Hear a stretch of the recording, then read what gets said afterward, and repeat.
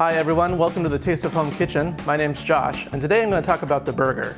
Now, while there are many ways for you to customize your burger with the flavors that you love, I'm going to show you the basics here today so that you too can always make the perfect burger at home. Today I'm going to make the Gotta Have It burger, and with a name like that you know it's going to be good. So what I'm going to do is I'm going to mix my ingredients for the flavorings first in the bowl, then add it to the beef, mix it gently, and form the patties. 2 finely chopped green onions, a teaspoon of Montreal seasoning, which is really great seasoning if you have never tried it, a 1/4 teaspoon of seasoned salt. I'm going to mix that together real quick just to incorporate those ingredients. You might be tempted to reach for some lean beef at the store. What I'm using here today is an 80-20 mix. And the reason I'm using an 80-20 mix is because that fat is going to add great flavor to your burger. You don't want to overmix it, and you don't want to squeeze it while you're mixing it, because that's going to end up with a dense burger.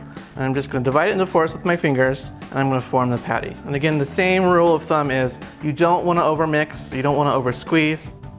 Because we're using an 80-20 mix today, the meat will shrink as it's being cooked. That fat's going to melt away, so the protein is going to constrict as it cooks. So you want to make your burger larger than your bun, otherwise it's going to look like a teeny tiny burger on your big bun. All right, now we've got all of our burgers formed, it's time to go prepare the grill. So the first thing you want to do with your grill is clean off the grill grate while the grill is still cool. Now most of you are probably familiar with this wire bristle brush, and these are great while they're new. However, as they tend to age, the wire bristles tend to fall out of the brush. So there are better alternatives to use, and one of those alternatives is this pumice stone specifically meant for your grill.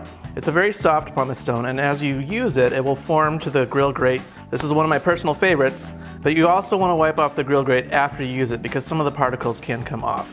Now you can also use one of these scrubber brushes, easily found in most of your hardware stores throughout the country. And again, this is not a metal bristle brush, so anything that falls off will melt away. So after you've cleaned off your grill grate, the next thing you want to do is oil the grate. So I like to oil the grill grate one more time before I add my food. Now that the grill is hot though, you have to use a pair of tongs and an oiled paper towel. Be cautious though, it can flame up. So next we're going to grill up these burgers.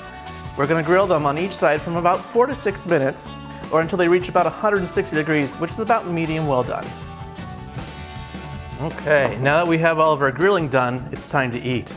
Now, if you don't have a grill at home, you can easily pan fry your burgers or cook them in the broiler as well for equally wonderful results. Now that you know the basics, I hope you're inspired too to make great burgers at your own home. Don't forget to visit tasteofhome.com for the same recipes and information I shared with you today. Thanks for watching.